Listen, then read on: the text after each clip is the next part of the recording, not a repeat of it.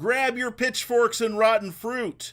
You're entering the show that encourages dangerous discussions with God's holy book. I'm your host, Ryan White, and this is Conversations with the Bible.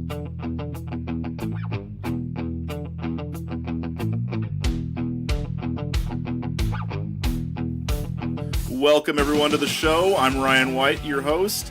This week we have a great conversation that's kind of a follow-up to last week's conversation where we talked about documentary hypothesis, but this week I'm talking with my good friend Yoel Halevi, who is Jewish, and he lives in the land of Israel, and he teaches Hebrew, and he studies ancient Hebrew and ancient Semitic languages. And so we talk a lot, kind of following up what we were talking about last week and talking about the Hebrew language and kind of just what the Bible means to a Jewish audience. So really great conversation. I hope you enjoy.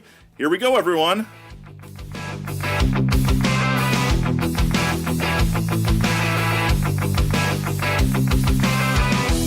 Welcome, everyone, to another Conversations with the Bible podcast. We had a really great show last week with Matt Nappier. We had some great discussions about documentary hypothesis and just kind of like what we do with the Bible. Can we trust the Bible? There's a lot of questions that come up about this oftentimes, and got some really good feedback and people who wanted to kind of go more in depth on the subject. So I got a hold of my good friend Yoel Halevi, who lives in Israel, and he is also just finishing up his master's degree in biblical studies, or sorry, not master's degree, but I should say bachelor's degree. Which, having talked to him, it's about a master's level as far as concepts and everything and reading material that he's going into. So he's got a really lot of great stuff to add into this. Another thing is that he is Jewish, and so he's from kind of a different world than a lot of us are used to speaking to. You know, a lot of us come from a Protestant Christian background, and so I really wanted to bring him on the show and kind of talk about, you know, how he sees things in the Bible and how, you know, just how those things interact. So, welcome to the show, Yoel. Thanks for being on with us. Thanks for having me. Why don't you go ahead and give us a little bit of an introduction about yourself, kind of your background as far as like religious background, if you don't mind, and a little, you know, just brief overview of kind of your areas of study and stuff with your degree. No, gladly.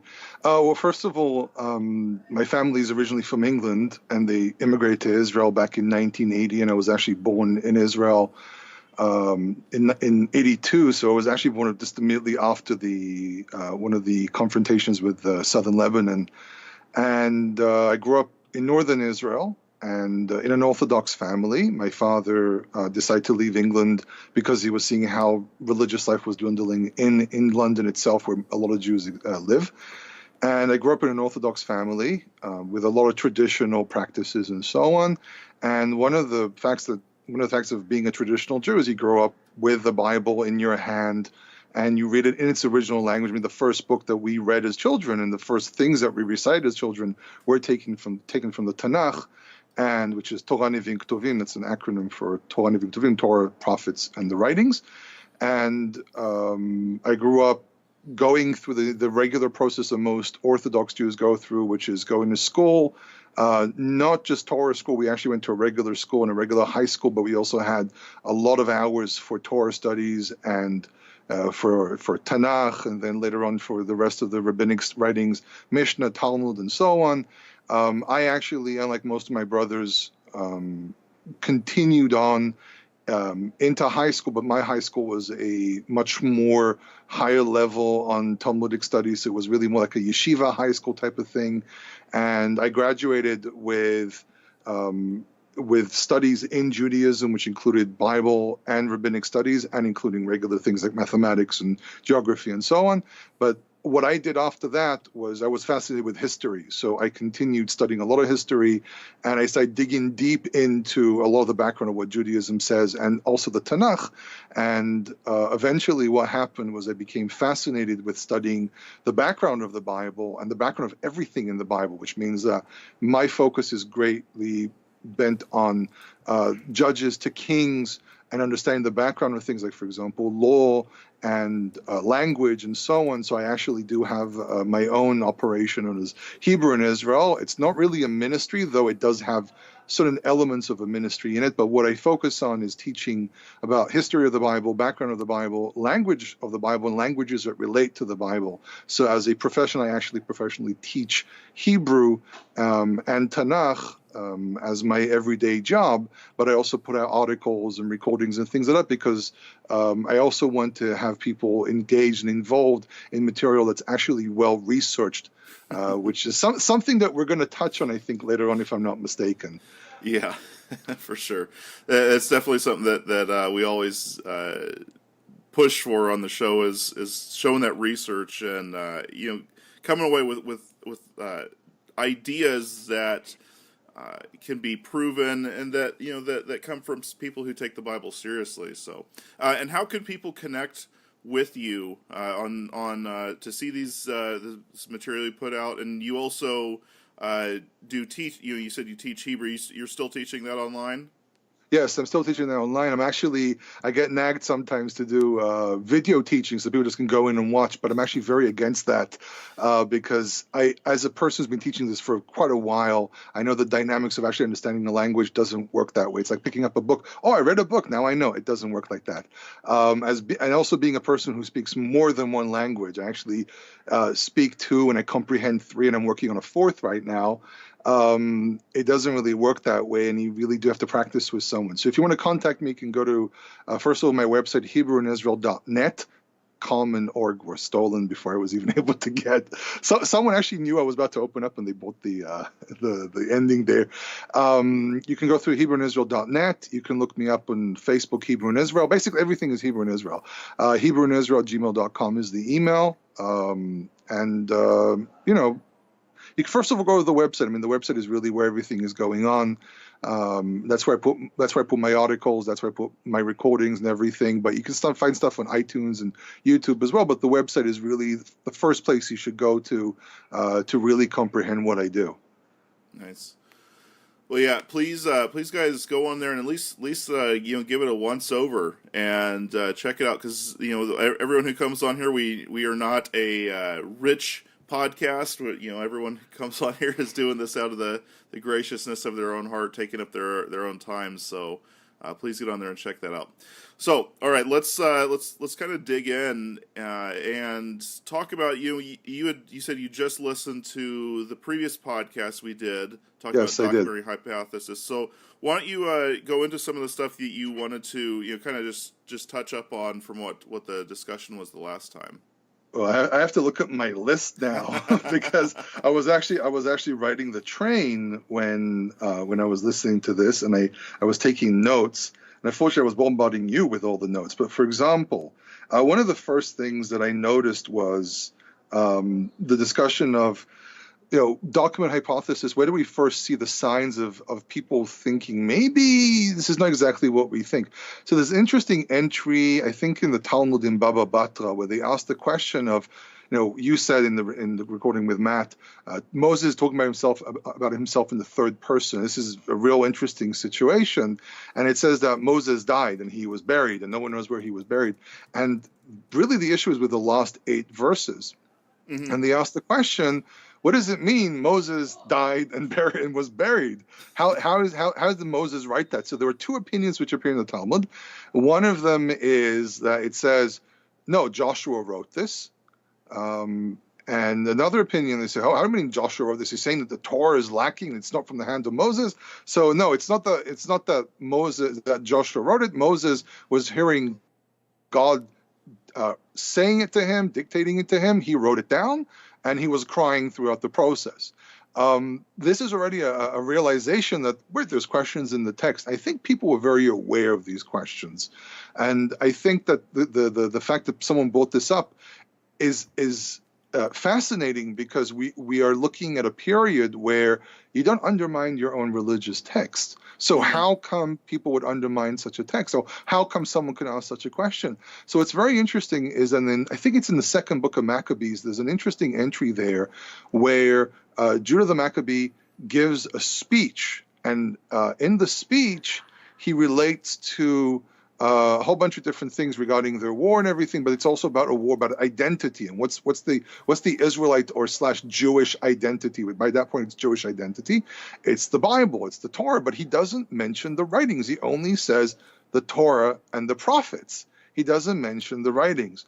At the same time, we start hearing about a book called the Proverbs of Ben Sirah, and in the introduction written by, I think, the grandson of the original writer, he states there that he has written this not to replace any books, but to add. This raises a question about fluidity of the text, that texts were not written in stone, if I may say that. Mm-hmm. And a very interesting research that I noticed, but I can't remember who wrote it. There's, you go through, they rush you through so many papers throughout your studies that you don't really get to remember everyone and every name. And one of the things that they discovered is that, for example, there are, I think, something like 14, if I'm not mistaken, but don't catch me on the word. I think there's like 14 different versions of the Epic of Gilgamesh. There's like several other versions of the Enuma Elish, the Babylonian creation story. And really, many of these writings really originate from Sumeria. And what it shows us, when you look at these different writings, you can see, and I'm not comparing this to the Torah, but it does show us something about scribal work. And what it demonstrates is that people started off with an original text, and throughout time, text kept to the basic idea, but things slightly changed. Things were added. Mm-hmm. Footnotes became part of the actual text. We have this, for example, in the Talmud. These are things you can actually track. The problem that we have with the Tanakh is that we don't have that entire flow. We have little bits and pieces of things that look like quotations from the Torah, like, for example, the famous little silver scrolls that were discovered in Ketef Hinnom in Jerusalem, in the burial site, with little bits and pieces that look like from Deuteronomy and the priest, and especially the priestly blessing. Mm-hmm. We have the Kuntirat Ajrud from southern Israel that contains some words that may be taken maybe from Numbers or Deuteronomy, but we don't really see anything. And suddenly, in the Second Temple, there's an explosion of writing. Now, this wasn't isolated to Israel. This was something that happened throughout the entire region. A lot of groups were developing nationality, and what that meant was they were also developing their writings as something much more public. And that's one of the differences between the First Temple and the Second Temple. Level of literacy starts going up.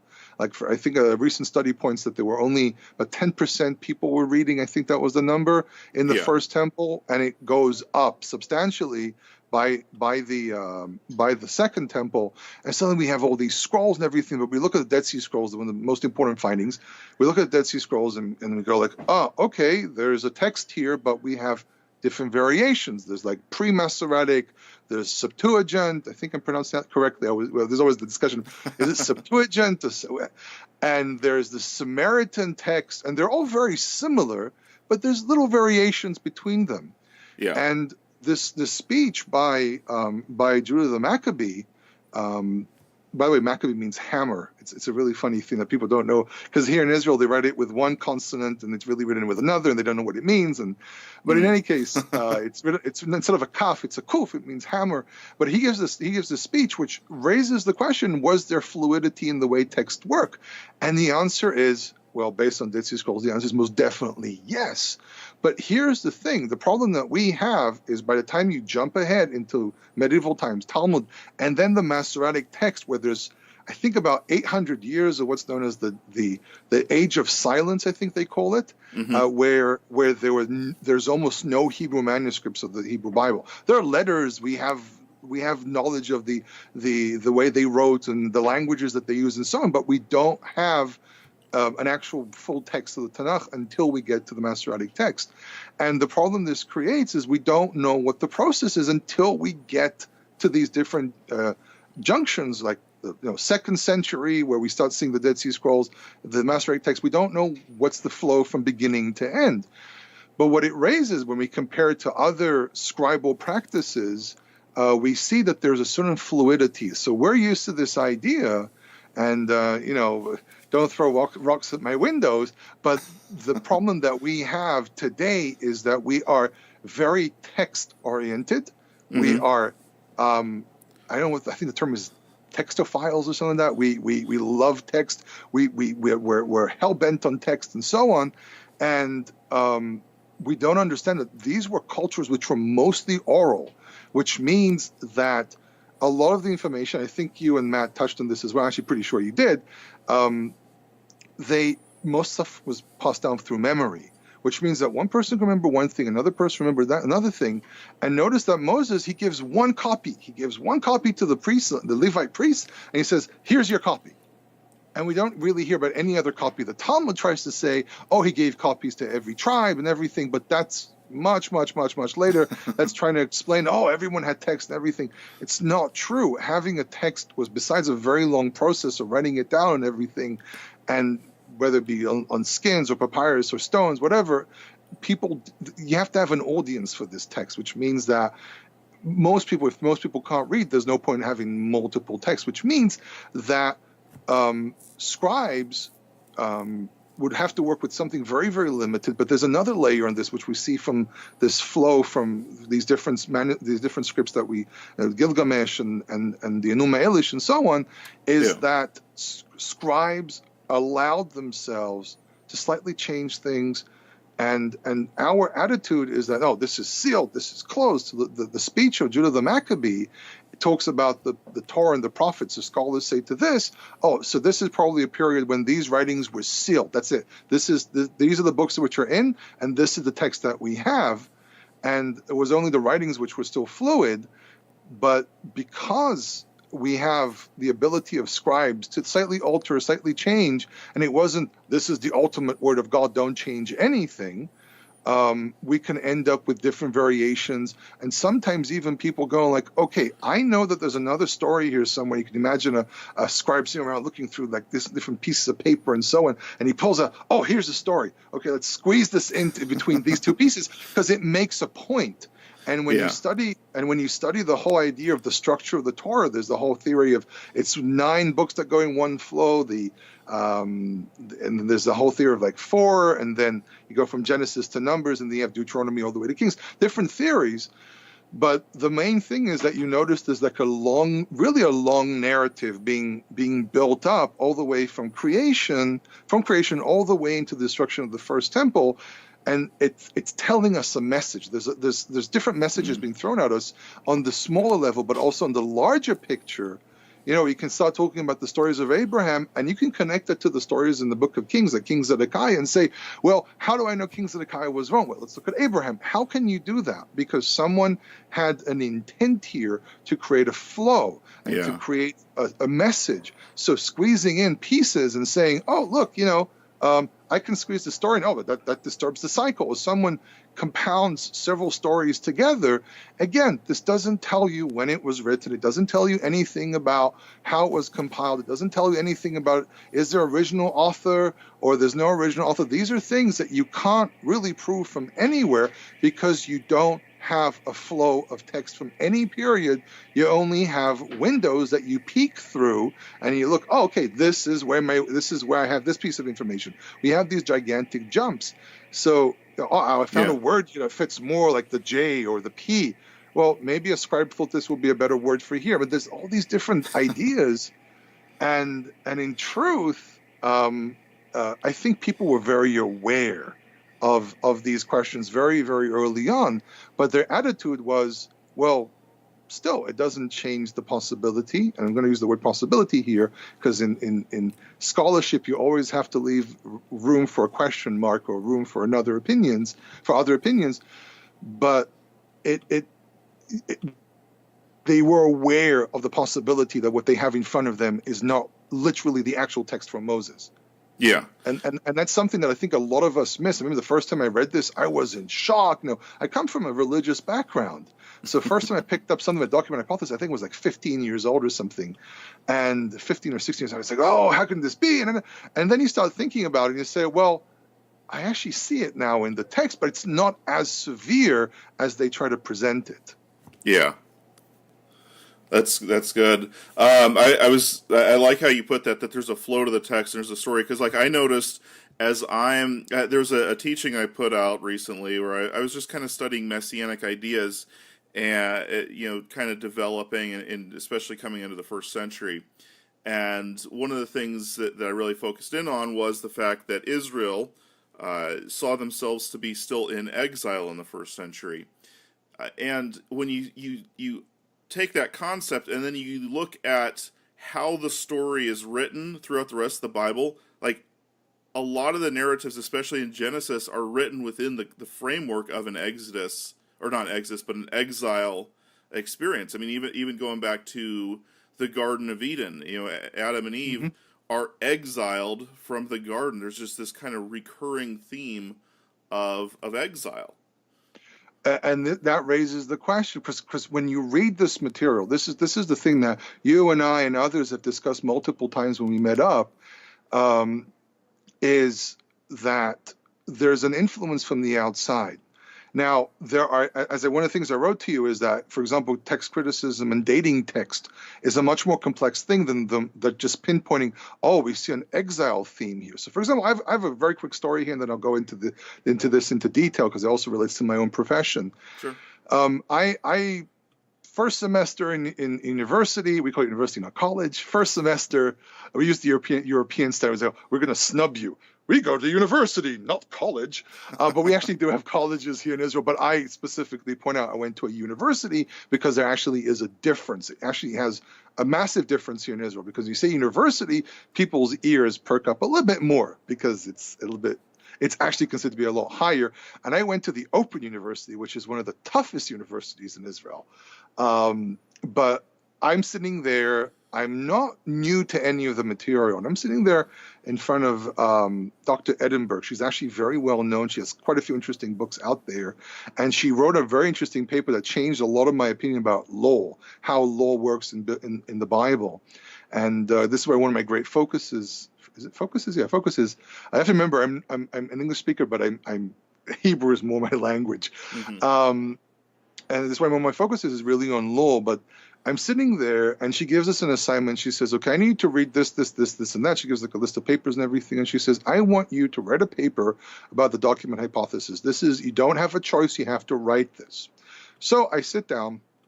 I write this paper. I actually revisited my paper, and I was like, this is a blunder. This should be rewritten. But I'm very nervous. I'm writing this very difficult paper. This is my first semester. This is my second paper in this class. A lot rides on this paper.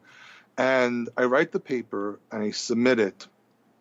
And my argument in this paper was the whole idea, because the theory in the document hypothesis is that priestly, all the rituals and everything, what Wellhausen didn't like. So I'm going to play off of what you said with Matt. So hopefully people can, if you haven't listened to the previous recording, listen to the previous one and then get to this one. So Wellhausen had a problem with the whole rituals, and he wanted to separate between what the Jews did and what the Israelites did, which is the religion of love and knowing God, and really people, freestyling everything and so on. And he takes P, or anything related to P, which also includes parts of Exodus and other things, and he puts it in the second temple. This is what the Jews invented. The reason I'm using this term is because there's an element here of anti-Semitism, and it's very clear. We know this is fact now. And he takes things like D, which also has ritual in it, but there's a lot of lectures about morality and everything. He puts it, he kind of plays around with them, and he moves them. And if I remember correctly, he puts P, and correct me if I'm wrong, he puts P in the second temple, and he puts D kind of like at the end of the first temple. Am I right? Yeah, that sounds right.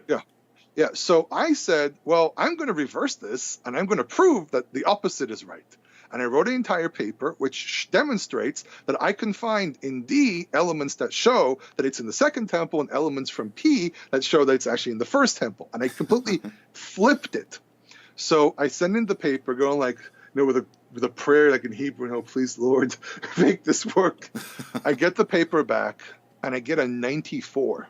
Nice. And I'm like, wow. But not only that, I get a big thing at the bottom with red letters saying, well done. This is an extremely good paper. It clearly shows that you not only understand the material, but you actually care. And I'm like, really? And I woke up to her, and I said, and Reverend Stan, I have a beard, I wear yarmulke, I wear tzitzit, I'm the typical Orthodox Jew. I walk out and say, I just want to say thank you for what you wrote to me on the paper.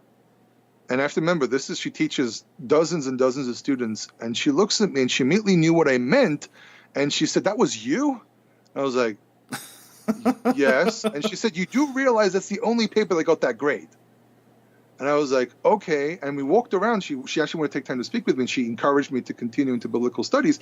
But what this exercise did, she says, listen, I can comment about a lot of stuff that you said there, but what you showed was the problem with the document hypothesis, that it rides off of a lot of little things that can be explained in a lot of different ways as well. And this is the problem with the document hypothesis. They play around with little words, with a phrase here, with this, with a concept, and it doesn't really add up completely. Mm-hmm.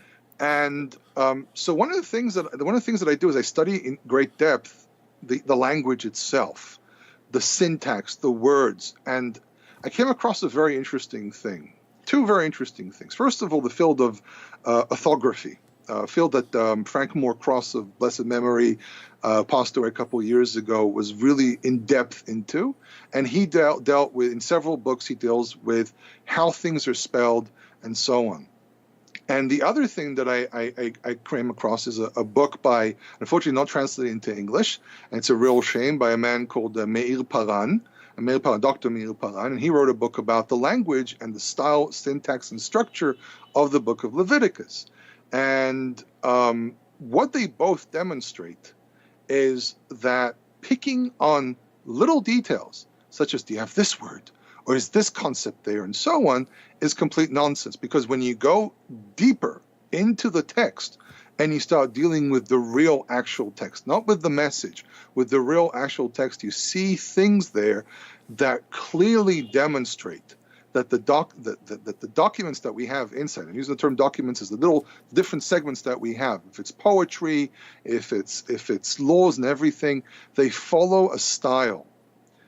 Mm-hmm. That's very poetic, especially Leviticus, because Leviticus was in great scrutiny by the Wellhausen Graf School, and they try to pick this thing apart. I mean, Genesis is very central as well, and then they kind of realize, wait, there's not just J and E, there's also J-E.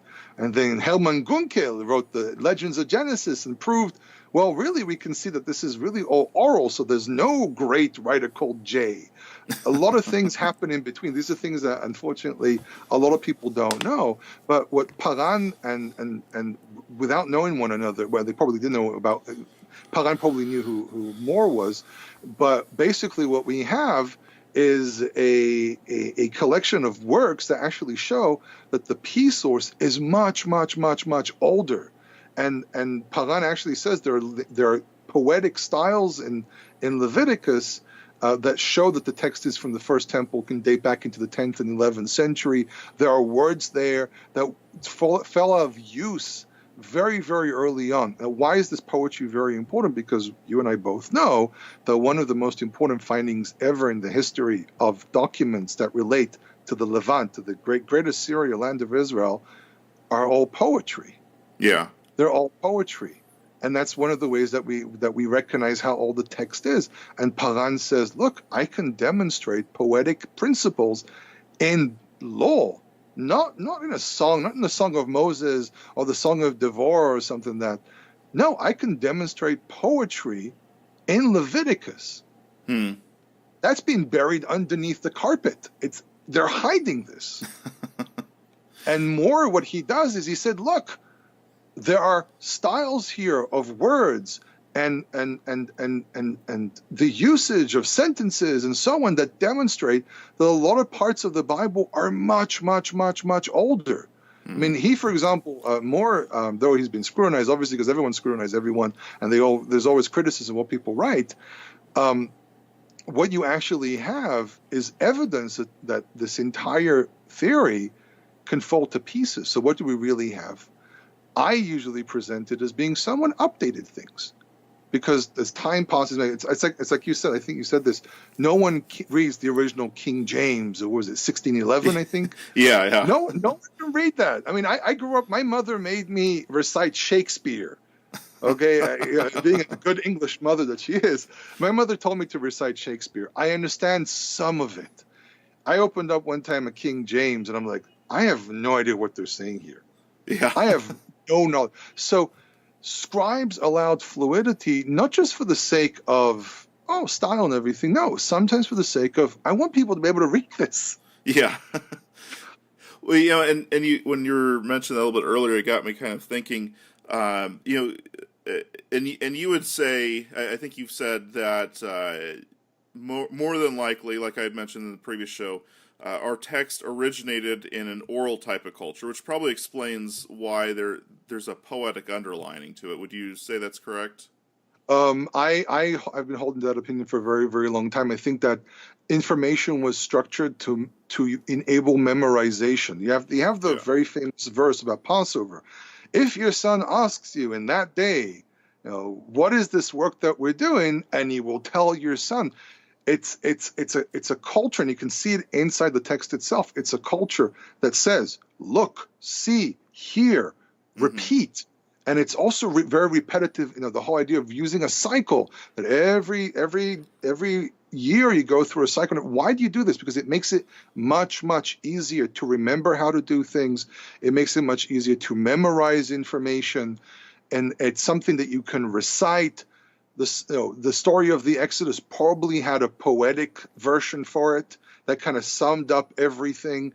And it's quite possible that, again, there was a song going around, maybe a song that people were teaching to their children already in the wilderness, and Moses took that song and worked off of that and wrote in a version of the story, and then a scribe 1,000 years later or 500 years later sat down and said, well, there are more details here. Let me fill in more details.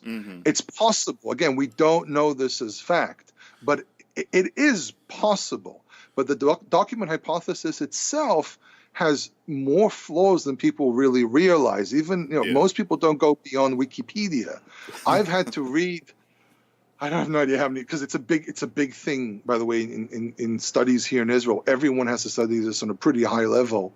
And they even start teaching this a little bit also in high schools, in secular high schools here in Israel. So everyone knows a little bit about it. And because Tanakh, Torah, the Bible study is actually something that's mandatory in schools here in Israel. I always see these things in the United States, ban God from schools. I'm like, here in Israel, even the secular schools teach Tanakh. And but the thing is that there are questions, because you have to ask yourself, why is the Torah mostly written in an 8th century dialect of Hebrew? Yeah. Because we know what 14th century Hebrew looked like. BC, everything is BCE. Why is it so? And you have to accept the possibility that someone sat down and updated the language and maybe kind of filled in some details. Yeah, and that's something that a lot of English or I say not a lot of, but all English readers completely miss. And that was something that I kind of, I don't profess to have that great of Hebrew. I mean, I did 3 classes of Hebrew, focusing on translation. But even with that limited, input into or insight into the language, I could see just the textual, the word differences and stuff between, Leviticus and Psalms and, later on, especially like Daniel and stuff like that. You can, I wouldn't be able to explain it, but I could definitely see different, writing styles and different word usages and stuff like that. So I'll give you a bit of a hint. One of the things that you have to look for example, in differences, first of all you have to do is take, for example, the book of Samuel and compare it to the book of Chronicles, and you see, oh, look, there's a difference here. But for example, the vayiktol, the inverted imperfects, they start dropping out slowly to a point where they no longer exist in the Hebrew of the Second Temple. There's actually a very famous Israeli scholar called Avi Horovitz. I think he's still with us. A lot of these scholars are unfortunately very, there many of them are old, because the wave of Bible scholarship really was in the 60s, 70s, and early 80s, and then started dropping because people said, "Well, I'd rather go get a profession that makes money. And then we have all these madmen like you and I and others where we say, oh, we're going to do history and biblical studies. And people say, there's no money in that. And we're like, yeah, it's true. This is why we have to have a day job. But the thing that he points out, he actually demonstrates the flow from one to the other. There's actually, maybe for you as a suggestion, there's a very interesting book. I'm not going to suggest this to everyone, but for you, it's called Diachrony in the Biblical Text, I think, something like that. It came out from where did I put it? It's all hiding in my shelves. But it's a discussion about dating the biblical text, and what they do there, what they're trying to do there is they're trying to explain why we can prove that there are different layers in the text. Because there's a guy called Jung who wrote a 2-volume book, which I happen to have, which was very interesting to go through anyhow, where he tries to say, oh, we can't date the text at all. There's no way of knowing. It's all kind of muffled together. So a whole bunch of scholars kind of sat down and said, no, we're going to show that this is not true. And they all wrote papers in their fields. And Avi Horovitz, if I remember correctly, he also wrote a paper there. And he kind of gives us a summation of what he wrote in his book about the different layers of language, the syntax and the usage of words and the usage of types of verbs and so on, vernacular, vocabulary and overall. So it might be worthwhile for at least you to look into it. But others, I mean, any suggestion I give out here, I mean, go ahead. I mean, if you can deal with the complexities of what's being said there, you actually have to have at least a minimal understanding of Hebrew to really understand what they're saying there. But it does show that there are layers of different periods. Mm-hmm. Another very interesting thing, I'll let you talk in a second. I know I'm taking over the entire show. No, that's good. Another very interesting thing that a lot of people never think of, and you don't see this anywhere. I only saw this in one Hebrew book by Dr. Segal, who unfortunately is not with us anymore. He wrote a book back in the 70s, and he said, is it possible that the entire thought process of Wellhausen, where everything's like an evolution, and they go from polytheism to henoism to monotheism, but a type of is it possible this is all related to trends in sciences, because at the same time people were talking about evolution? And you know what? That's actually something that happens all the time. A lot of what we hear in everything is always based on what's trendy right now in science. It's a very interesting correlation of thought patterns with us as humans. Mm-hmm. Yeah, I'd noticed that too as well. That that the exact same time that Wellhausen and all the documentary hypothesis was coming up, that was when you have a lot of evolution, being explored in the universities as well. I wanted to go back a little bit because I'd actually had the thought, and then you kind of mentioned comparing Kings or Samuel Kings and Chronicles, and I think that's a really good example. Part of the reason why we don't see a lot of the what we would call the variations in how you could go from an oral to a written text is because we only have a single story, right? You don't have two different books of Genesis that tell different stories. But we do have that in Samuel Kings compared to Chronicles.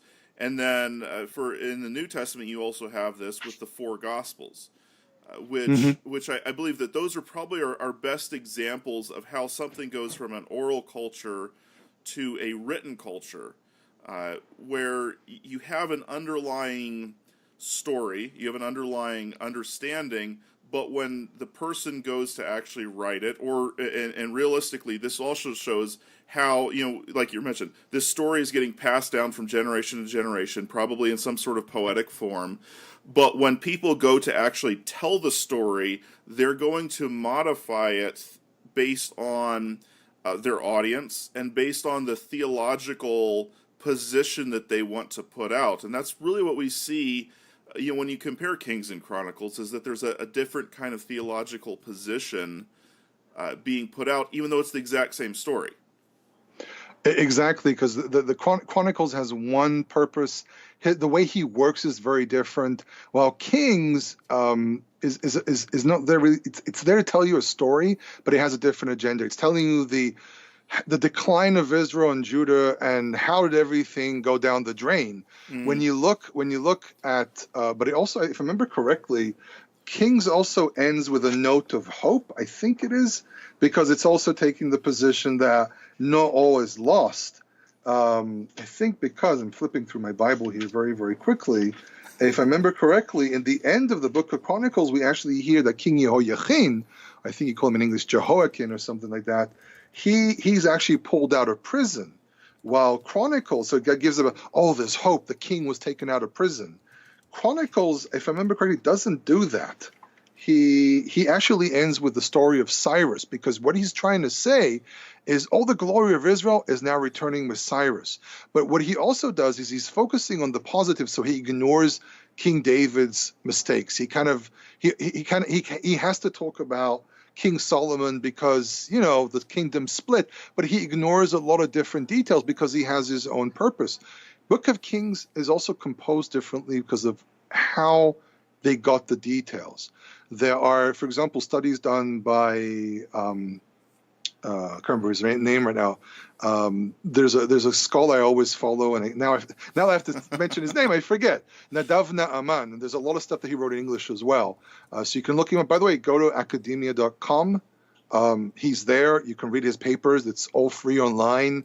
You don't have to go buy expensive books. I made the mistake of buying one of his collections of writings.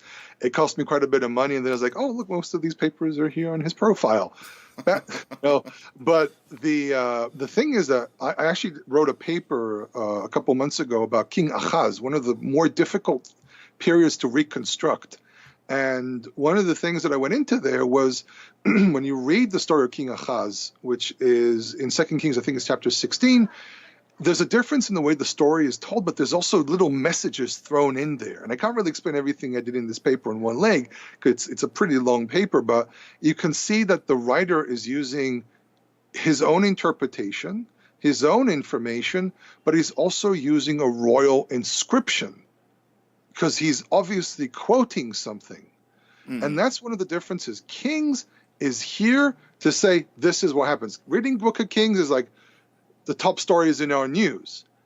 Reading Chronicles is someone sitting there reminiscing on the past and trying to send a message of hope to everyone, but not through hope of, look, the king came out of prison. It's hope more towards his period, several decades later, maybe even 100 years later, when he's going, okay, we're under the Persians. Let's try to connect this together to show that this is all part of God's plan. Yeah. So there are agendas, and they present stories differently. But what's very interesting is actually we picked up the Book of Kings. The Book of Kings is composed from a lot of different documents, from a lot of different types of documents. But there's also a theme there that goes through it. And I think these are things that people miss because they read through the Bible. They go, this is the dictated word of God to someone. Where does it say that? It doesn't say that anywhere. You're actually reading the bulletin board of ancient Israel at the time. King killed by so-and-so, and this king is building a new altar, and this king has built a temple, and this king is so terrible that he's killing the prophets and everything. You're actually reading the bulletin board, but someone has to sit down and compose this together as a book. It's not just someone sat there and he had a halo over his head or something. I don't know what kind of imagery works here, and he's writing down the words of God. There's, I think, a very strong misconception of how the Bible came to be. Yeah. And it goes back to what I said earlier. We're used to that. This is the book. This is it. This is the square it's in. But it wasn't. Someone actually had to sit down and make sense of all this material. And I also have to take, if we're talking about document hypothesis, you also have to take into consideration that there was only really one copy of the Torah, maybe a few others hiding in different places.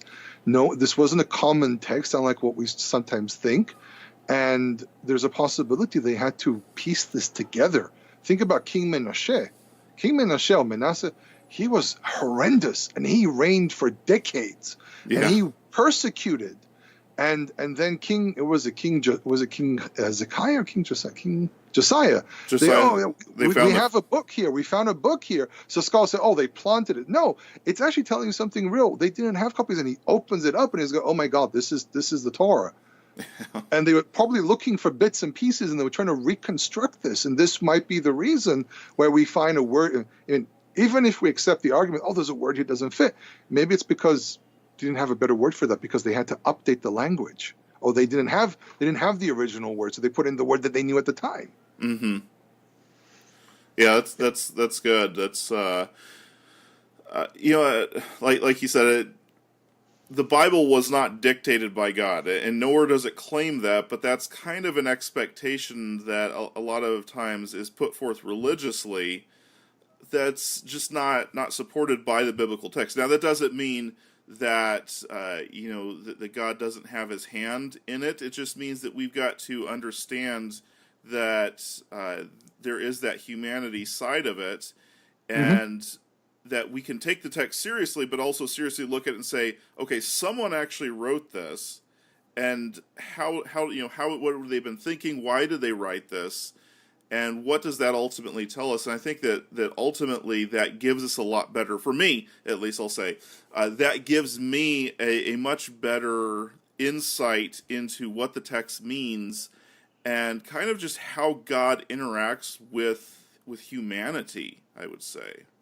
And I would argue the following: when it says the Lord spoke to Moses saying, I think that's a direct quotation. Yes. I think we also have to understand that there were prophets involved in the king's court, because that's usually where scribes would be, and they probably, through prophecy, said to them, yes, that should be in there. No, that won't go in there. Because we have to remember that, for example, in the book of Proverbs, it says, I think it's chapter 25, it says these are also proverbs that King Hezekiah and his court collected. I'm paraphrasing, which shows that there was an active side of composing the Bible, but if it's in the king's court, it means that there were prophets involved. So if you say it's divinely inspired, yes.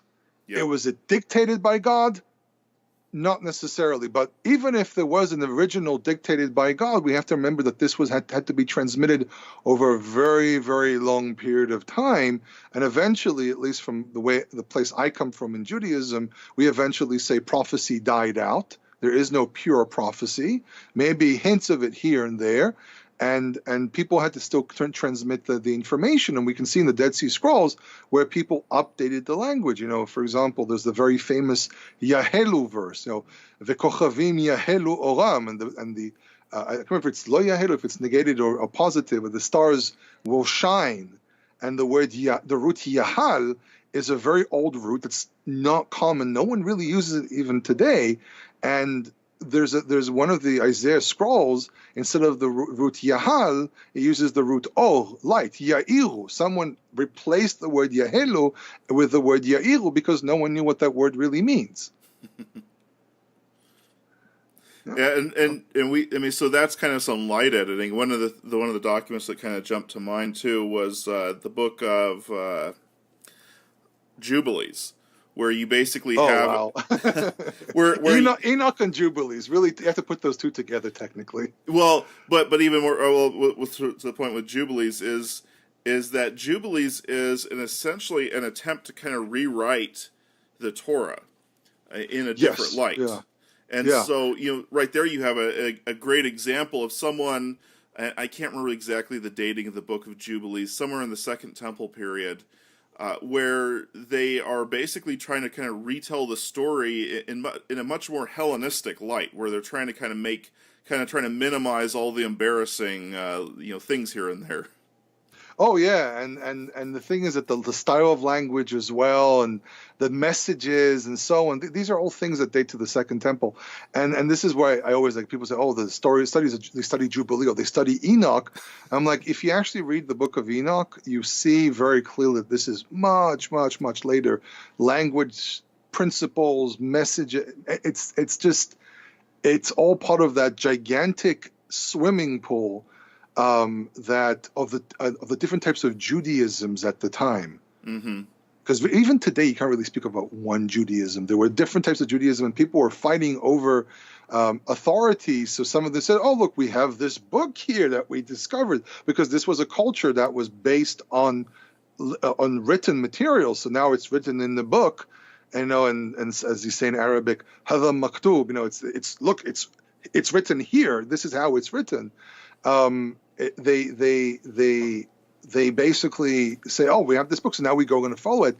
And I think a lot of people are falling to it for today as well. They say, look, there's a Dead Sea Scrolls. Now we have the ultimate text. No, we don't, because if you actually study all the fragments and everything, you kind of get a completely different picture. So what people do is they look like through a little I don't know what the word would be, like a little hole that they're looking through, and they don't realize what they're seeing is a little piece out of a much bigger puzzle. And this is why I first of all did history as my major in my bachelor's, because I first of all want to see the big picture. I'll go into the details in my master's, but I want to see a bigger picture. And as Dr. Rivka Nir used to work in the university I went to, she said, you can't look at this period as if there's one Judaism or there's one thing going on. You have to understand that this was a world of people in a compression of so many things happening simultaneously, which includes the appearance of text, which includes wars between empires. You're dealing at the period where there was the Hellenes. You had Alexander the Great show up at the borders. You had the people who inherited his kingdom. Influences from the outside, influences from the inside, wars. It's you can't read this as if I got this text, it's hovering above time. You cannot do that. Yeah. Which actually kind of brings me I kind of want to push to something that you wanted to bring up, which is the issue of the alphabet, because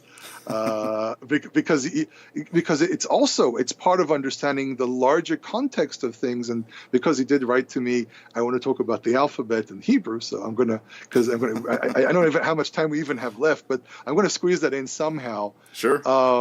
But there's and let me just preface this with, You speak Hebrew, you've studied ancient Hebrew, and you also study Semitic languages, correct? That is correct, yes. And I'm actually taking – the only language I can't crack is Akkadian because of the writing system. Mm-hmm. And I actually spoke with Dr. Kislev of the Haifa University. He said to me, you're in luck. We have beginners Akkadian next semester. I'm like, yay. But he said to me – I told him that I tried to study Akkadian by myself. And he said to me, why? And I said, because I like challenges. And he said to me, that's very admirable, but you should just come to the class. Because he said to me, it's also mandatory. If you're going to be doing what you're doing, you have to go through Akkadian classes. So I have beginners and then advanced. But really, what's interesting is, again, looking at everything as a larger picture. Like, for example, you put up that little thing on Facebook. No one speaks Paleo Hebrew, and you know what? No one speaks Paleo Hebrew because Paleo Hebrew is a script. Yeah. You don't speak a script. You first of all pass down information orally, connecting this to everything we said earlier. Information right now, at this very second, is being passed on how? By speech. We have technology to record the speech, which kind of makes books redundant these days. But that's basically the problem. People don't understand that there's, first of all, language. Language is, first of all, something spoken. You can speak 1,000 languages and never learn their script. Because what is script? Script is just a mechanism for me to record something physical that if I can't orally transmit it to you, here's something with agreed symbols that you can read later if you know what these symbols mean. And that's really how you have to look at script. It starts off with little knots on a string to record someone's debt or something. It turns into like little plates that you write little scribbles on, and you might pack inside a large tin, like a clay type of round thing that you seal several times, and you polish it on, so the person who receives this letter can crack open this egg and pull out the information that was sent to. So no one, it's like today with something is sealed or encrypted and so on.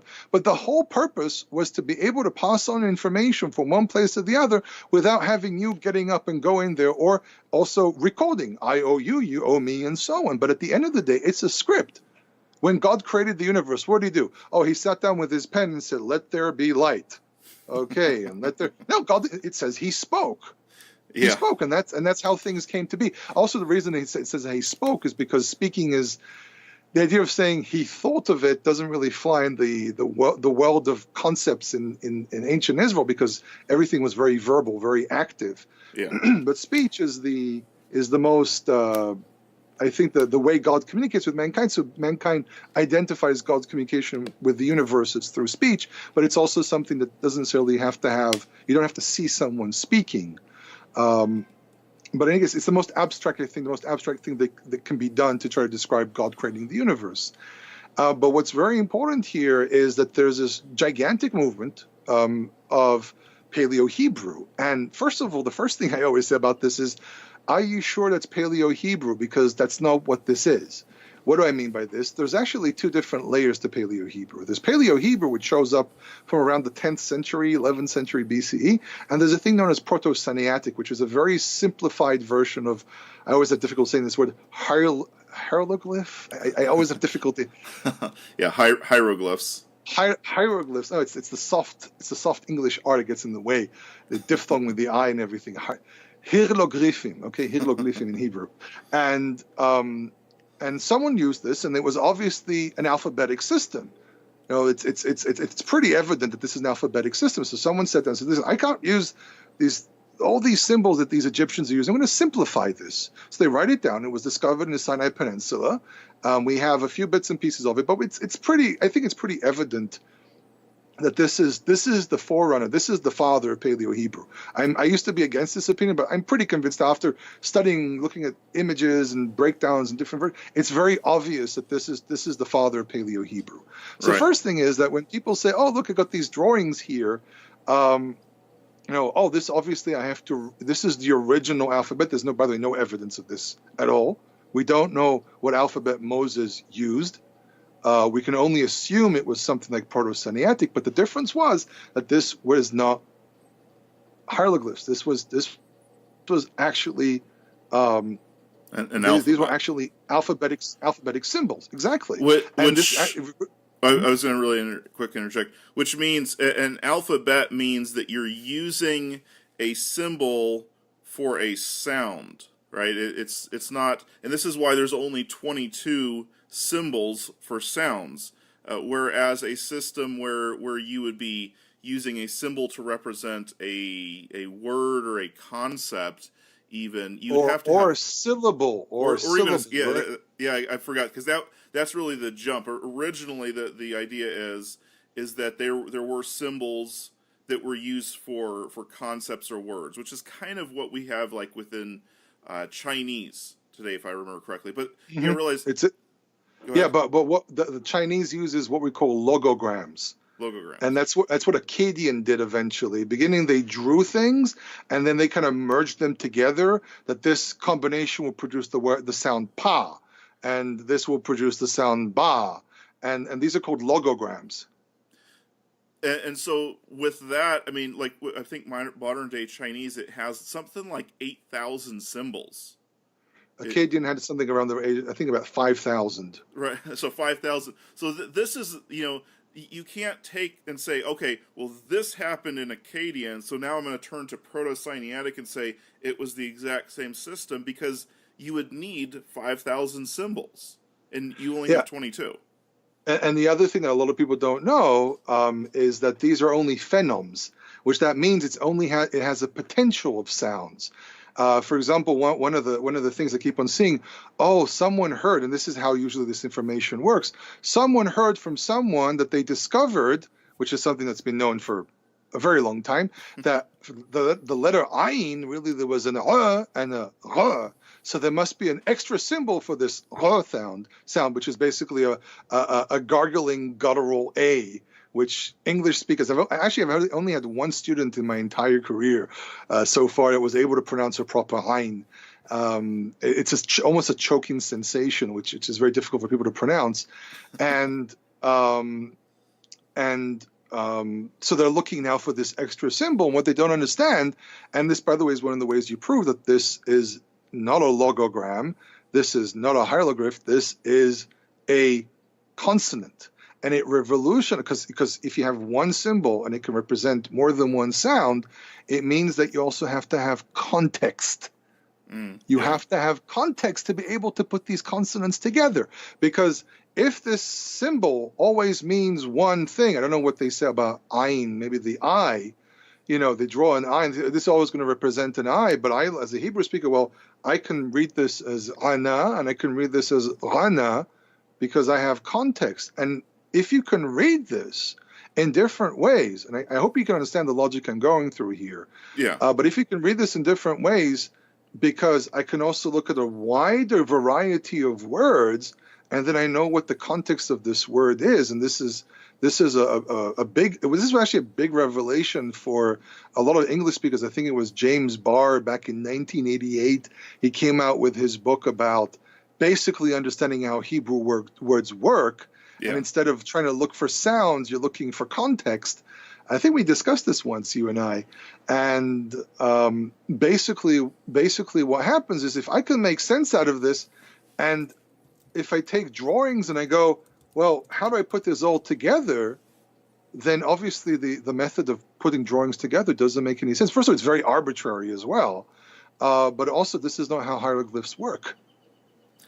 Yeah, and that's so by this point they were reading these as logograms. So this was still pronounced as a sound. Like for example, the name Pharaoh, Paro, was written one symbol which can be read as great, but it was combined together with the symbol for house. So it literally means great house, but it was also pronounced Paro because great was Pa. I think that's how it works. I'm not an expert in Egyptian. Pa was great. Ro, something like that was house, and it was the great house. But why did they? So you go back to why did they use great house? Because usually the king has the bigger house, and he's the protector of everyone. But the fact that we can read this also as actual sounds shows that by this point, this wasn't read for its value of symbol. This was read its value as a sound.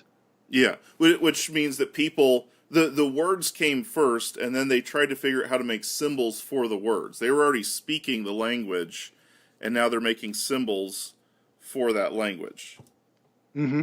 Right? Which, in and of itself, you can't take 22 symbols and just have them have all of these these meanings. Even though you do, I mean, like you just pointed out there are some that do kind of have that with the words, but paro, for example, is, and I can't say it as beautifully as you can. I can't roll my R's. I'm just a poor American.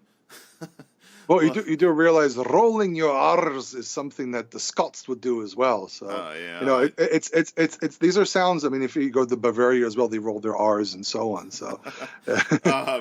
But that's actually not even a Hebrew word. That's a word that is borrowed from Egyptian. Yeah, and we actually have a lot of borrowed words in Hebrew as well. I mean, Hebrew kind of like collected into itself a lot of details, a lot of words from other languages. I just got an email not long ago about a word play which appears in Genesis, like Genesis 3:15, something like that. It uses about the snake and man, that it says the snake will hiss at your leg and you will crush it, and it uses words with very, very similar roots, but they're actually different words because they come from completely different languages. One is in Hebrew, the other one is from Akkadian. So there's this interesting dynamic as well. Sometimes these are just not words from Hebrew. They're words that infiltrated Hebrew throughout time. The same way, you go around New York, some people use words there which are not in English. They use words from Hebrew, for example, or in even Arabic of people living in Israel. The Arabs here, we actually have a very interesting penetration of sound, which is very rare, but the Arabs living in Israel many of them can pronounce the sound P, the P sound, which does not exist in Arabic. But when I remember I was sitting down with a guy that I knew who lives in Arab Tekoa, because there's two Tekoa, there's the Jewish one and the Arab one, and I was speaking with him, and he uses these glossaries of words that from English and French, because they don't speak pure Arabic. They speak different words. So, for example, he didn't say the word for computer in Hebrew, which is machshev. He uses the word computer. He had a little bit more difficulty pronouncing certain sounds because he's from a much more isolated area. But he uses the word computer. Why? Because they don't have a word for this in Arabic. So you have this as well. when people were communicating with one another. One of the really famous examples is the "To My Lord" letters, what's known as the Elamarna letters. And in the Elamarna letters, you find glossaries in Hebrew, which give us some indication of, because it's very interesting. They're written in Akkadian, and they're written in the Akkadian language as well. And this was the international language at the time, and everyone was writing in this very complex system. Which, by the way, the advent of alphabet made everyone's life much easier. But they couldn't always remember what words they were, so they couldn't remember the word for protective wall. So instead of writing whatever the word is in Akkadian for protective wall, they wrote the word hamatu, which is the same word for choma, which is the Hebrew word for protective wall. So people travel from place to place, things move from place to place, and languages pick stuff from one another all the time. Yeah. I mean, that's realistically, I mean, that's what we see with everything. Everything is going to be affected by its environment. The way that my vocabulary is going to be different than a New Yorker's vocabulary. It's going to be different than someone in Britain's vocabulary, and it's going to be different from your vocabulary there. And, we'll be able to still communicate, but you might use different words. And this is why it's so important. If you really want to get into biblical studies, learn at least some other language. It doesn't even necessarily have to be Hebrew. Just so you can see, like I was over in the Netherlands not this Shavuot, the previous Shavuot, and this little girl comes over to me and starts talking to me. She doesn't speak any English, but what she's doing is she's trying to teach me Dutch, and she's just pointing at things, and then she would write the word down for me. And would try to teach me her language that way. And it was interesting because when I'd hear her talk, I didn't know what she was saying, but when she would actually write it down, I would actually recognize it. For example, their word for dog, if I remember correctly, is hund or hund or something like that. Oh yeah, it's like the word hound. Exactly. Or like the German, or like the word in German, hund. Right. And I wouldn't normally call a dog a hound, but I know that is an alternative word for a dog. And so, as soon as she wrote that, I go, oh, I kind of got, because Dutch and English kind of, developed from a same source language, or they're all Latin-based languages. So it's really interesting to just see, when people get isolated and they kind of come in contact with other people, they're going to kind of develop a different vocabulary, and then the way that they say things kind of changes, and ultimately you can't understand each other, but really kind of comes from those same sources. Mm-hmm. Exactly. So we're running out of time here, but I just wanted to kind of quickly, I know you kind of touched on it a little bit, but for you, coming from a Jewish background, how do you look at the Bible, if that makes sense? Like, there was somewhere I'd heard because someone had kind of brought this up, and it was a Protestant, a Catholic, and a Jewish person talking, and they were all kind of like talking about how they view the Bible, and from a Protestant perspective, the Bible is held to a standard that for the Catholic and the Jew, they almost thought it was idolatry. Like to the Protestant standard, it's like it's the final word. That's it. King James only sort of mindset. Whereas the Jewish person made the statement that the Bible is the beginning of the conversation, not the end of the conversation. Does that make any sense to you? Yes and no. I mean, it really first of all, it really depends what kind of Jew you speak with. Because I'm very Tanakh, very Bible oriented in the way I do things. So for me, the focus is usually the Bible. But really, the Bible represents also the history of the Jewish people, the history of the Israelites. And because history carries on, the answer is yes, it's only the beginning of the discussion. The other side of it as well, why is it still just the beginning of the discussion, is because if you ever study law, I mean, you have to break this down to different things. Like, for example, the stories of Abraham, that's the final story. I mean, Abraham dies, and that's where the chapter ends. But you have to remember that it's still telling us a message for today. Mm-hmm. There's still laws that have to be practiced today, and things change all the time. So does the message ever end? No. you have a basic message, and you have to work off of that basic message to see how it works today. But obviously without distorting the message. You have law. You look at the law and you say, it says, "Thou shalt not murder." Well, how do you define murder? So the Torah gives us a few examples of what murder is and so on, but it doesn't give you every single possible scenario, which means that things can change. Like, for example, if you want to understand a little bit about law, how did Rico put it? Watch Law and Order, because it deals with the implications of law and making decisions like this. All right, it's just a TV show, but it does give you a bit of a sense of an idea. I remember watching the show back in the 90s. So realistically, you have to figure out how do you actually implement this in a real world situation that's completely outside the bounds of the original.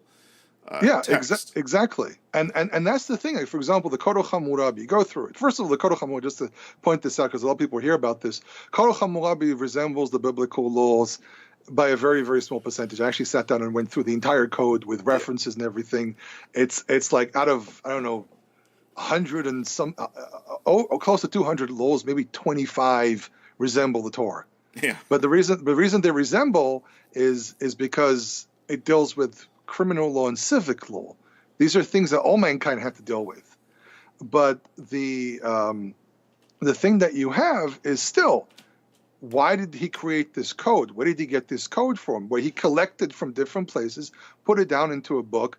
If it was into actually a big large black rock, but the main point is that he was trying to create order, so there's some knowledge of how the law works.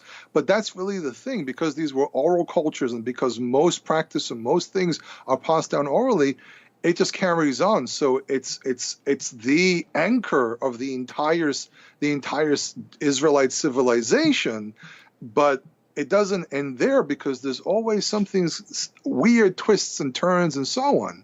So I have to agree and disagree, because on the agree, yes, there's things that happen in the world that we have to try to figure out how to implement law and so on. But then on the other hand, I have to disagree, because there are certain things that cannot be distorted.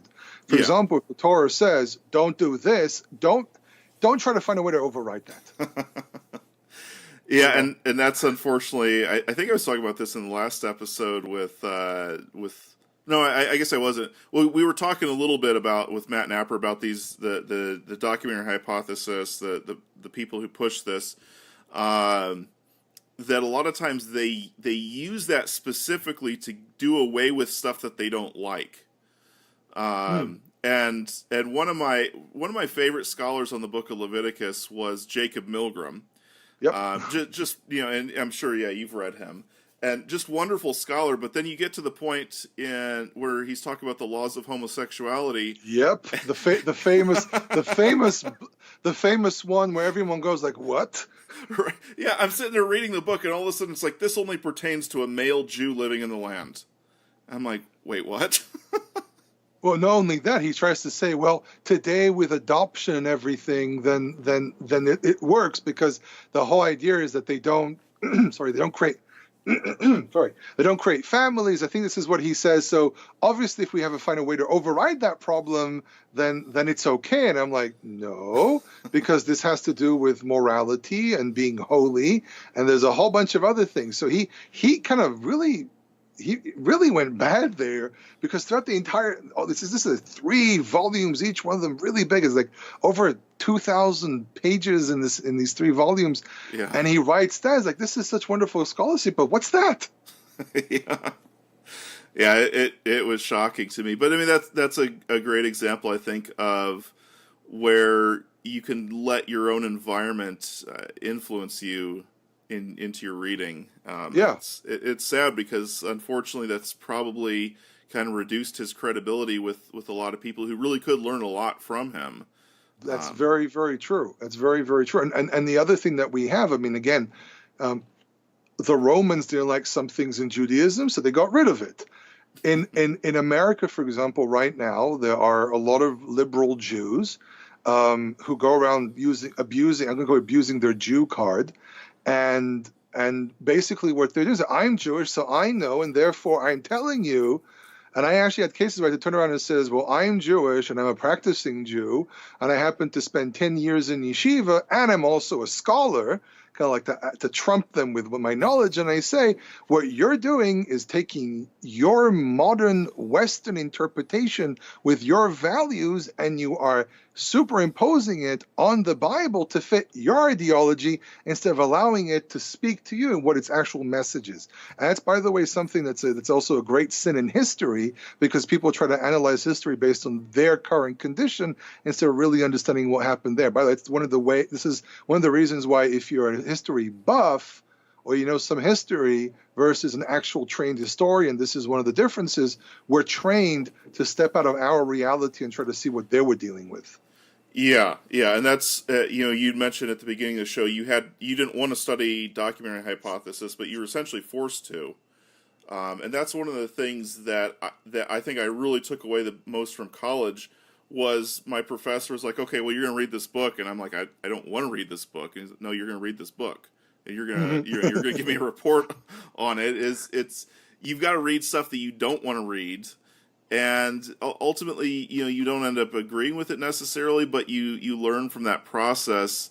And it's a difference between someone who does it as a hobby, and so they only read the stuff that interests them, versus someone who actually has to do this and has to put out peer-reviewed information where people can say, no, you're wrong.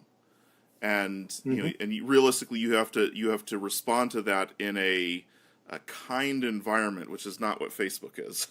Oh, for sure. I mean, I literally put out an article the other day, and someone said to me, I'm sure I'll be skewered for this opinion. And I wrote back saying, no, if someone tries to do that on my page, I'll stop it. But that's the problem. People, they want to challenge one another, and they're battling for truth and everything. And this is not real scholarship. This is not real sharing of opinions. This is people walking around, and we all do it. I've done this many times, and I have to teach myself to not. I mean, today I don't say anything before I think it several times. But the problem is that it's a battlefield all the time. And really, for example, you and I, we come from very different backgrounds, but because we're trying to be decent people who are trying to share knowledge because we have a shared idea, not of control, not of holier than thou. No, I know, you don't know. We have a shared opinion of none of us really know anything, and we're trying to share information, and we have this ultimate goal of understanding the Word of God together as people who follow the God of Israel. Then we act in kindness to one another because we want to understand. We're not trying to force feed people our opinion. Yeah, and that's if I came on if I would have met you at the beginning and immediately started trying to explain to you how you need to understand things from my perspective, you wouldn't want to have anything to do with me.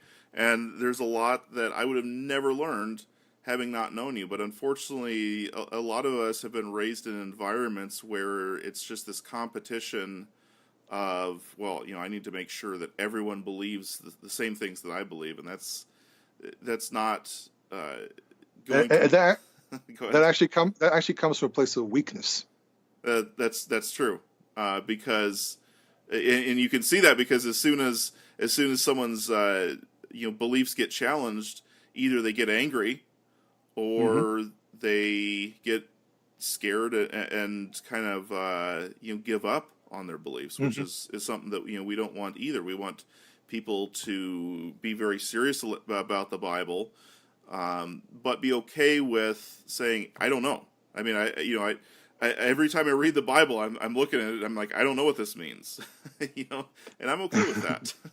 Oh yeah, and that's the thing, there's a very interesting book called Possible Happiness. I can't remember exactly how to translate it into English, but it's by a professor of psychology, an Israeli who lives in the United States. And one of the principles that he puts there is he says, if you accept the fact that you don't know everything and be content as well that you don't know everything, or be content with your reality but still strive for better things, you'll reach happiness, which also means you'll be a lot more calm, and your responses to things, instead of being reactive, you'll become proactive. Yeah. And that's, unfortunately, we see too much reactiveness, and there's never any real growth from that. is what I've seen. So yeah, people basically they go into their bunker and they pull out their machine gun and they start firing at everyone, and that really comes from a place of weakness. I mean, even when I have discussions with people, I'm very gentle. I try to be as gentle as I can with things. Obviously, when you type stuff out, people don't know what your attitude is, and I've had to keep people accusing me of stuff that's not what I said. But they're reading it from a very specific position, and I came to the conclusion that something it's not really worthwhile talking with some people, because it really doesn't give you anything, and this doesn't bring anything. It doesn't make anyone happy. It doesn't bring the light of God or the Torah to people. Having an opinion is fine. I mean, have your opinion. But here's the thing: if you don't have evidence to your opinion, then you're entitled to your opinion, but don't try to force it on others. Yeah. I had an incident with someone not long ago, and I tried to be as friendly as I can, but I said to him, "Listen, I have a lot of stuff that I have to do right now, so I tried to write an email that responds to all the points that this person put out." And I tried to explain. I get this nasty email that I didn't take what he wrote seriously. I'm probably very young. Yeah, I said my year of my birth. I'm 82, but I was born in 82. But if you have gone through what I went through, you probably consider me more in my 50s. But that's a whole story by itself. And I obviously am very shallow. And I'm reading this and going like, it's just not worth my time. I mean, I'm looking through what this person is trying to say, and I'm like, with all due respect, I've spent many years studying this material, and I kind of do know what I'm talking about. So there are places where you have to put your foot down and say, I'm really sorry, but that's completely wrong. But on the other hand, you also have to be gentle with people and say, okay, let's try to understand your opinion. Let's see. And there's sometimes you learn something from it. Us from our high towers of knowledge and diplomas and pieces of paper on the wall, we have to remember also not to talk down to people, but also remember that we've gone through a lot of grueling work and scrutiny to be where we are. So there's a balance that has to be kept between different things. Yeah. And I mean, realistically, we wouldn't be where we're at if someone just talked down to us constantly. It's a, just because you know something more than someone else doesn't necessarily mean that you need to impart that knowledge onto them in the easy, the quickest way possible. It's all about making those relationships, those connections, and some people just don't want to. Some people may not ever really want to go as deep as we do. I know, the level that we've been talking about here on the podcast here. I'm sure there's a lot of people who really, this is kind of stuff that they wouldn't even want to hear. But true. And it is difficult. I mean, this is stuff that when I was first coming into my degree program, I didn't want to put my nose into this. This was stuff, I'd seen what had happened to other people studying this. I'm like, I don't even want to mess with that. But once I was kind of forced into it and started looking at it, it became a lot less scary. At least I understood why. I even understood why Wellhausen, would come up with this theory. I don't agree with it, and and I don't agree with his motivation, but I understand why he did it, and so I can at least appreciate that, I guess. I would say the main point is, and this one of the reasons I went into this many years ago, is for one very simple reason. I am seeing a decline in people's faith in God, and I said to myself, this is not being presented correctly. Someone's playing around with the information, and I started diving into this, and I've been swimming in this very deep pool for a very, very long time, and I still don't understand every single detail, but I try to read as much as I can on the subject. And the thing is that to be able to answer the difficulties of our time, the answers from 200 years ago don't help anymore. Yeah. So we have to start learning these things. And yes, you can get influenced by it and you say, oh, I see the point here and so on. But we need to learn how to not allow that to diminish our faith, together with having the right tools to answer. And the problem is that, and this is the very unfortunate thing, is that the tendency of religious people, no matter religious in the sense of whatever type of classification you give to yourself, I'm using the term religious as a general term, Yeah. don't have the tools. So what happens is people they either seal themselves away from the world, and they can never spread the light of God in places because no one can listen to them. Mm-hmm. There are people who completely fall off the wagon and they just become secular. And there are people who say, okay, we're going to stand to the challenge and we're going to try to figure out the answers. So even with all the things that we said here that might sound that we kind of maybe support certain things in document hypothesis, the thing is that we're still working with this material to understand what's going on. It's not that we accept the document hypothesis or many of these things. What we're trying to do is we're saying, okay, they presented questions, and let's see if these questions are legitimate. And if whatever questions are found legitimate, let's try to see what the real answer is. Instead of throwing everything out, let's try to find the correct answer to this. And yes, we're taking a road that for many people symbolizes the road to becoming secular, but it's not necessarily the case. Some people return. I mean, come back and from walking around with these lions and these monsters and everything, and you come back even stronger, and you actually have real answers that can cause people to return. I think we're completely over the time, but I had a case of a young lady that I was speaking with in a bookstore, and she has difficulty with faith. And I said, what, for example? So she brought up the whole story of the snake in the Garden of Eden, and this is impossible and everything. And I said, well, how about thinking about it as a metaphor to the human condition? You should have seen the spark in her eyes. I hit something. And that's the problem. Yeah. Many of us that come from a religious background don't have the correct tools to explain these things to people. Yeah, I love that example, because I mean that's kind of some of the stuff that I've been thinking about lately.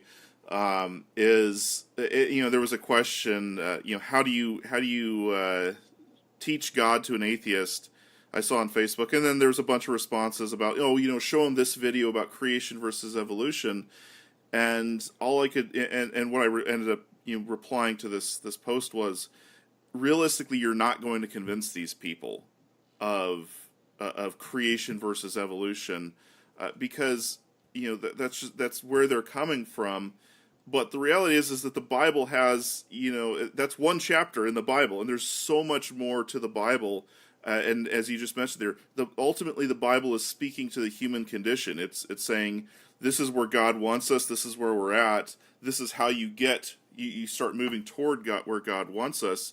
And that speaks to people regardless of whether or not they, believe the historical accuracy of the biblical accounts or not. The story of Genesis is a great story, whether or not you believe it's true. Yeah, exactly, because it's dealing with a lot more. And this is one of the things that I remember I started realizing when I took a course in the book of Genesis, when I realized there's a lot more going on underneath the surface that's very relevant to our days. Very relevant. Yeah. So yeah, I would definitely encourage anyone listening, if you have someone who's just not going to accept some part of the historical accuracy of the Bible, don't maybe try a different approach. Maybe try speaking to them as if it is there's been a lot of times throughout I know church history, and I'm pretty sure, if I remember correctly, midrashic studies as well from the Jewish perspective, where they look at it in an allegorical sense and try to understand it. How is this speaking to us today? Yeah, exactly. They were taking the verses and using them as anchors to discuss things that were going on at the time. That's really the premise of Midrash. And the allegories, the allegories in the New Testament, people argue, for example, and I'm very realistic about this. When Paul says something, so this is what the Bible means, he's using Midrash. He can argue if the Midrash is correct or not, but he's still using a tool that was very legitimate at the time when everyone was doing it. Yeah. And so, if you're dealing with someone like this, it doesn't hurt to try a different approach. Maybe one day they'll come to believe the same thing about the historical accuracy of the Bible. But again, ultimately, like you just mentioned, Paul is using this tool to show people that it's ultimately about us, how we deal with God, how we deal with our neighbor, not that we have all of this knowledge about the history of the world, even though that that stuff is important for us as a community. That was the other thing. I know we're way over time, and you probably gotta go here soon.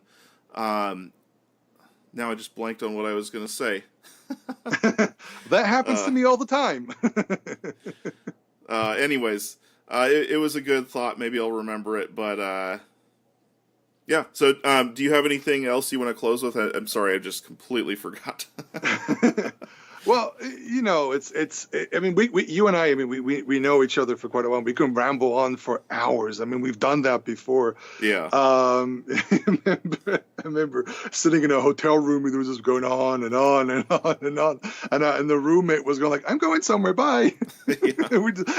and we came downstairs eventually. Oh, finally. Oh, we're not done.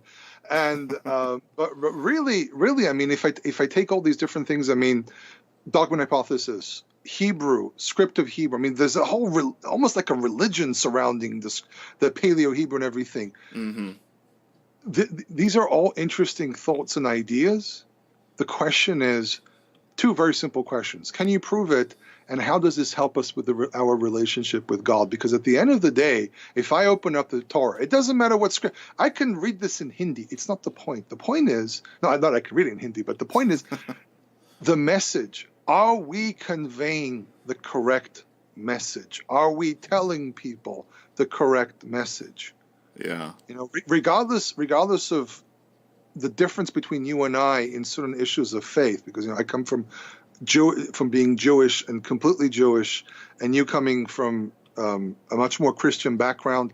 I always dread to use the term Christian because I've used it before, but I'm not a Christian. It's like, it doesn't matter.